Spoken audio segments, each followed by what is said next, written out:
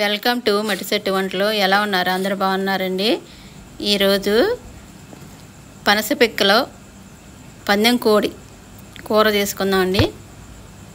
ఎలా చేశానో మీరు ఒకసారి చూడండి. రండి చూద్దాం.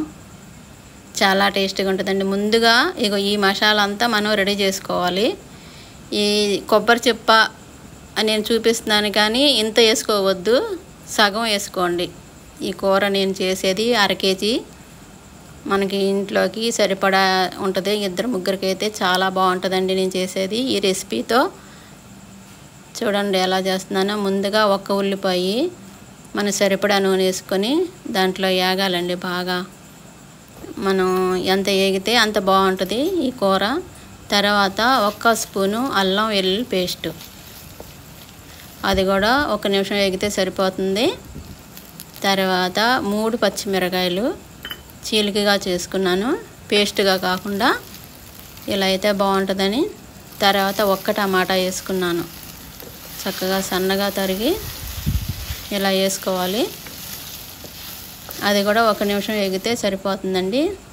2 నిమిషాలు అయినాక మనము తీసి, నేను 1/3 వంతు ఉడికిన చికెన్ మాట, ఎందుకంటే దీనిలో తొందరగా ఉడకదు, లేట్ అవుతుందని మీకు అలా ఉడకబెట్టి చూపిస్తున్నాను.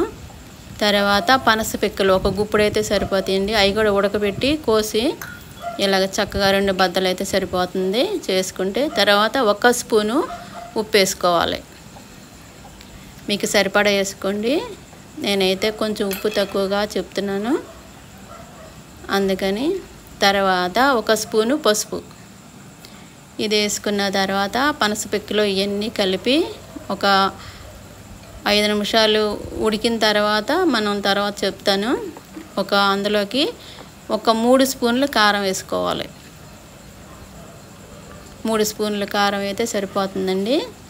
పెద్ద స్పూన్తో వేసుకోండి మీకు కారం ఎక్కువ కావాలనుకున్న వాళ్ళు.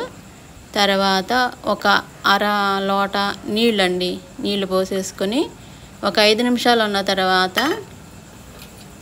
కొబ్బరి, తర్వాత జీడిపప్పు పేస్ట్ మాట. అది ఆ జీడిపప్పు అనేది 10-15 అయితే సరిపోతాయండి బద్దలో. అది ఒకటి. తర్వాత ముందుగా నేను చూపించినటువంటి మసాలా, అది గసగసాలు, తర్వాత చెక్క లవంగాలు 4, యాలకులు 2, జాజికాయ 1. ఇలా ఇవన్నీ కూడా మసాలా వేరే. అది ఇది వేసేసుకొని మళ్ళీ ఒక గ్లాసు నీళ్ళు పోసుకోండి, ఎందుకంటే నాటుకోడి కాబట్టి ఇది చాలా గట్టిగా ఉంది, అందుకని నేను నీళ్ళు అన్నీ పోసుకున్నాను. మీరు ఏ చికెన్ అయినా సరే ఈ ప్రాసెస్తో చేసుకుంటే చాలా బాగుంటుంది. దీనికి ఎక్కువ నీళ్ళు పడతాయి కొంచెం, ఎందుకంటే పందెం కోడి కాబట్టి. తర్వాత ఇది 10 నిమిషాలు అయిపోయిందండి. అయిపోయిన తర్వాత ఇలాగ దగ్గరగా వస్తుంది, ఎగిరిపోవచ్చింది మనకి. తర్వాత 1 స్పూను కస్తూరి మెంతి, ఈ కస్తూరి మెంతి వేసుకున్న తర్వాత 1 స్పూను గరం మసాలా వేసుకున్న తర్వాత మనం రెడీ చేసుకున్న శుభ్రం చేసుకున్న కొత్తిమీర, తర్వాత కొత్తిమీర ముందు ఇది పుదీనా మాట. ఎంత కాదు, 1 స్పూన్ వేసుకోండి, ఎక్కువ వద్దు. ఇప్పుడు ఆఖరి కొత్తిమీర వేసేసుకుంటే అయిపోవచ్చింది. చాలా టేస్టీగా ఉంటుందండి. దీనిలోకి గారెలు చేశాను నేనైతే. గారెల్లో ఇది చాలా బాగుంటుందండి, నా పందెం కోడిది.